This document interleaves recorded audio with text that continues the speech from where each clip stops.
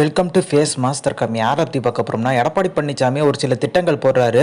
அது என்ன பார்த்தீங்கன்னா, அதிமுக முன்னாள் அமைச்சர்கள் நிறைய பேர் இருப்பாங்க பார்த்தீங்களா, அவங்கெல்லாம் திமுகவில் இருக்க இப்போ இன்னாள் அமைச்சரோட மோத உள்ளாம். ஸோ அப்படி ஜெயிச்சிட்டிங்கன்னா உங்களுக்கு அமைச்சர் பதவின்ற மாதிரி பார்த்தீங்கன்னா எல்லாருக்குமே ஒரு விஷயத்த சொல்லியிருக்காரு. பட் முன்னாள் அமைச்சர்களுக்கு யாருக்குமே அதிமுக சேர்ந்தவங்களுக்கு பெரிய லெவலில் விருப்பம் இல்லை. அவங்க ஜெயிச்சா போதுன்ற மனநிலை இருக்காங்க.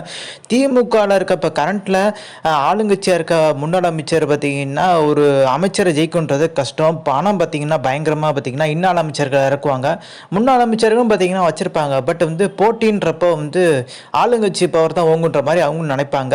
ஆனால் எடப்பாடி பழனிசாமி இந்த பார்த்தீங்கன்னா பெரிய லெவலில் முன்னாள் அமைச்சர்கள் ரசிக்கல. இன்னொரு விஷயத்தையும் இந்த பூத் கமிட்டி அமைக்கிறது, இதை கண்காணிக்கிறதுக்கு ஜூனியர்களை போட்டிருக்காங்க.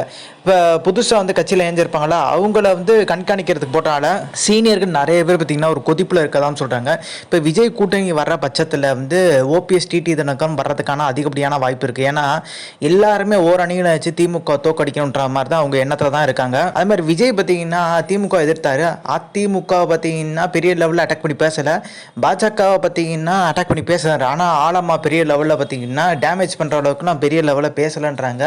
ஸோ திமுக எதிர்த்து மாநிலத்தோட முதலமைச்சர் ஆகணும்னு சொல்கிறது தான் பார்த்தீங்கன்னா விஜய் எண்ணமாக இருக்குது. பெரிய லெவலில் பார்த்தீங்கன்னா தேசிய கட்சியில் எதிர்க்கிறதுக்கு வாய்ப்பு கம்மி. இப்போ பெரிய லெவலில் பார்த்தீங்கன்னா பாஜகவை விமர்சித்து பேசினார் மாநாட்டில்னா அது இந்த நீட் விஷயமா, அதே மாதிரி இந்த சிபிஐ குறித்து பார்த்தீங்கன்னா ஒரு விஷயத்த சொல்லியிருந்தாரு.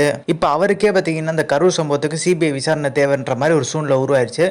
இப்போ பாஜக அதிமுகவோட கூட்டணி வச்சாதான் மட்டும்தான் பெரிய லெவலில் பார்த்தீங்கன்னா விஜய்க்கு ஒரு நெருக்கடி இல்லாமல் இருக்கும். இல்லை தனித்து போட்டிட்டு அதிமுக மிகப்பெரிய லெவலில் நெருக்கடி கொடுத்துன்ற மாதிரி பார்த்தீங்கன்னா இப்போ தொடர்ந்து எல்லா அரசியல்வாதிகளும் நினைக்க தோன்ற அளவுக்கு பார்த்தீங்கன்னா அவருக்குமே பெரிய லெவலில் ஒரு சஜஷன் சொல்ல ஆரம்பிச்சிட்டாங்க. ஸோ இந்த இன்ஃபர்மேஷன் பிடிச்சா like share subscribe. Thanks for watching this video.